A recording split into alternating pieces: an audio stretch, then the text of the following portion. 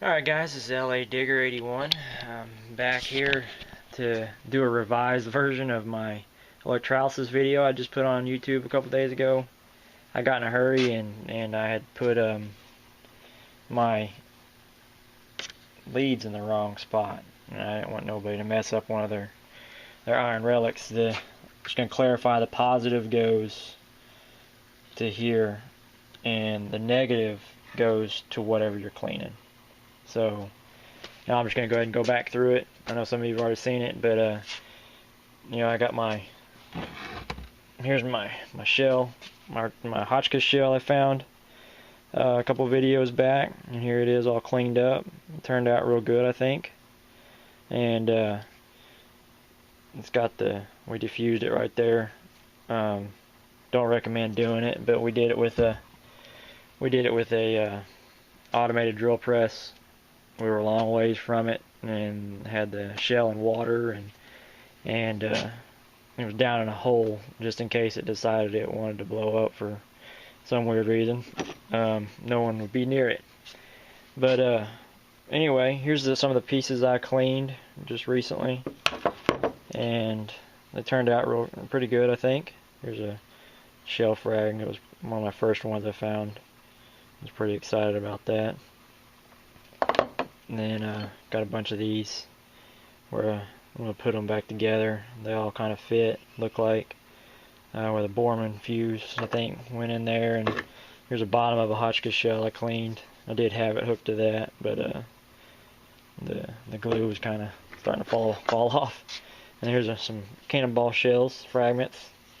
And that's what these are. This is what they start out looking like. And I've got this is basically how I do it. There's my car charger. I got it set on the 10 amp setting, and it's just an older car charger, and I've heard you don't want to use the automatic ones. They don't work as well. They don't work for very long. These are just I think you could still get some of these at Walmart. I'm not sure, but when I was looking at it, I'm pretty sure it's just like this one.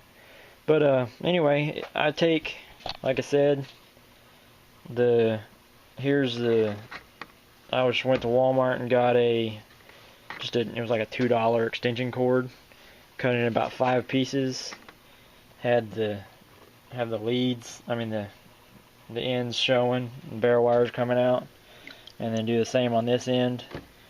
And you just take a drill bit and drill it deep enough into the fragment, just deep enough to get you a screw that'll screw in there, and then take them and just tie the copper ends around the screws and dunk them in the bath.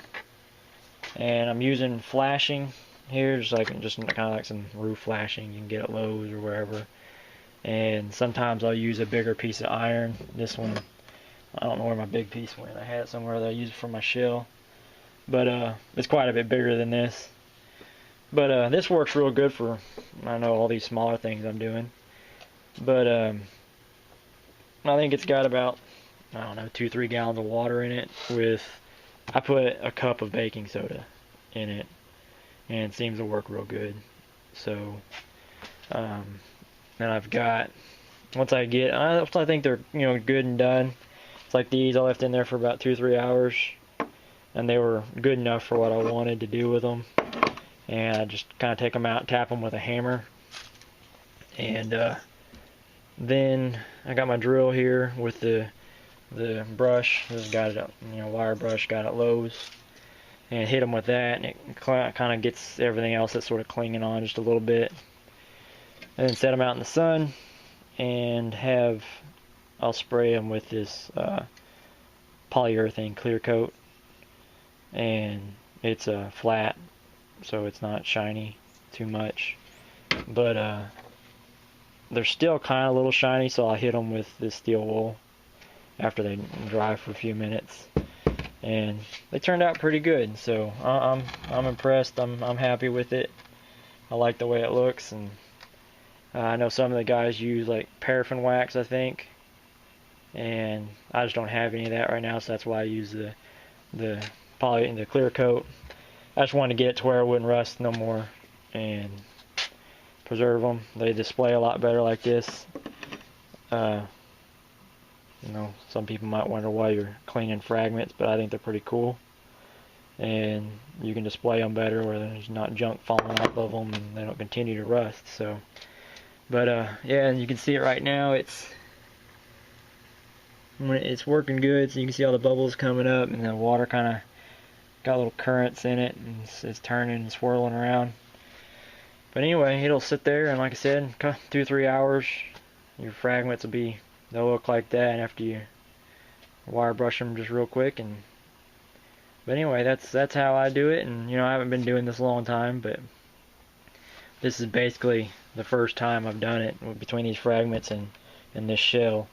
And I just got my information from Aqua Chigger off of his video, and then got some tips from the Cajun Corn Hunter. So appreciate all the information, guys. But there it is. That's how I do it. So like I said, it seems to work pretty good. But we'll get back with you guys on the next video.